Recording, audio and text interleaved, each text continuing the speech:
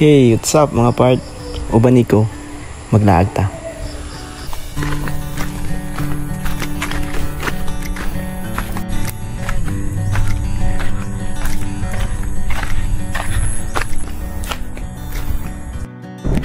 Madulong ta sa kibot.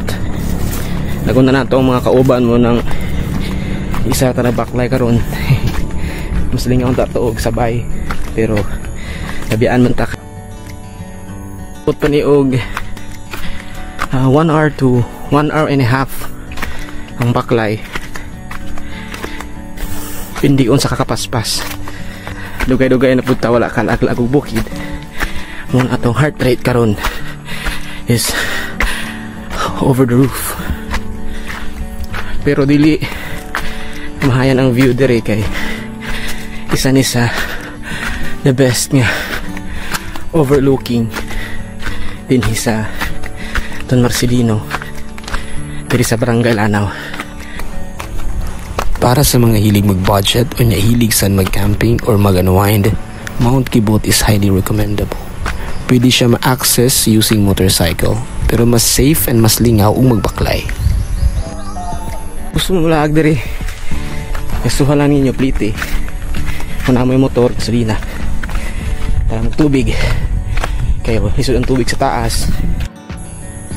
Dili lang tungod kay usa siya ka form of exercise, camping is also a way to strengthen your relationship with your friends and a time to reconnect with nature. Og daytime ang hike, it is all completely safe. Aktibo usab ang mga opisyales sa barangay og naay panahon nga sila mugiya once adunay tamang pahibalo sa barangay local government unit. And on top of that, buutan og maabi-abihon ang mga tagbalay along the way. Pero pakapinan gihapon no ginagmayng pag-api. Mas better og naay guide nga local. Wala pa lang kami abot, malingaw na ka sa mga nindot nga view sama sa mountain ranges, overlooking view sa poblasyon Don Marcelino, and sa mga cloud formations. This trail is also great for selfies and goofies. So kumanin mo diri, dapat na po may saktong hangin gamay. Pero kung makaya sa saktong hangin, pwede na po saktong pahulay. Usahay bitaw sa kakapoy sa pagpanginabuhi og stressful na environment, need nato magpabukid, magpalayo sa kasamok, and to talk about life with your friends atubangan sa usa ka bonfire or magduyan-duyan atubangan sa nindot na view. Sa mga wala pa kapalo, ang Don Marcelino usa ka munisipalidad sa probinsya sa Davao Occidental, founded on December 19, 1979, named after Marcelino Maruya. Ang munisipyo natipakikan sa munisipyo sa Malita, aduna kini 15 ka barangay. And the tourism slogan is, Don Mar, it's not that far.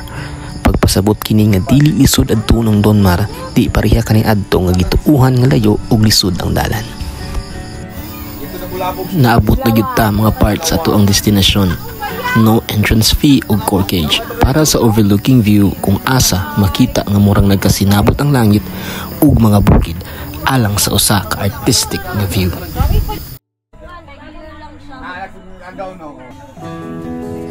Ug gusto kita makatabang sa ato ang kaigsuonan nga lumulupyo dinhi sa Kibot, mamahimo kitang mopalit sa ilang produkto. Kay instead na mobaba sila og layo paingon sa poblasyon, mahalin na lamang kini nila sa duol ug dili gihapon kalimtan nga leave nothing but footprints, bring nothing but memories. Dili nato ibilin ang basura ug gubaon ang struktura nga anaa sa Kibot.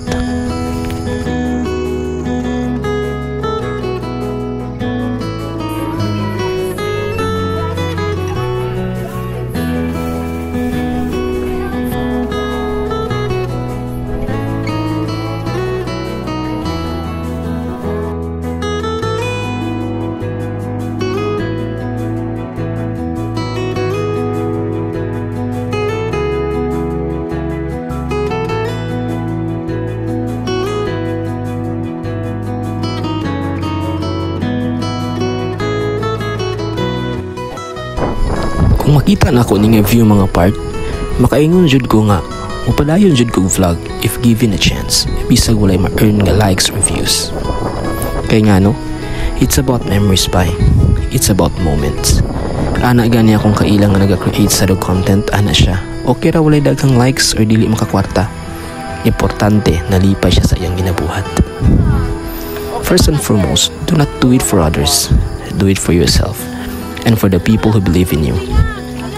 Ang dili na ko malimtan ang line sa movie nga nag-ingon, what we do in life echoes in eternity. For sure sa katapusang parte sa tuwang kinabuhi, dili na magmatter ang kwarta o fame, kundi ang mga memories nga atong gikolek.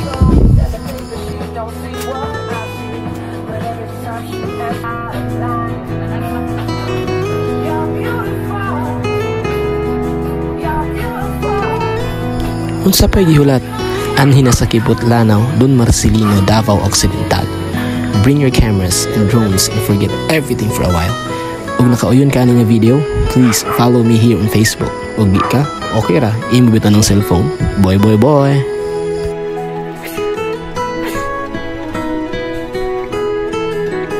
Hello mga kabusaw, nasi kabusaw din.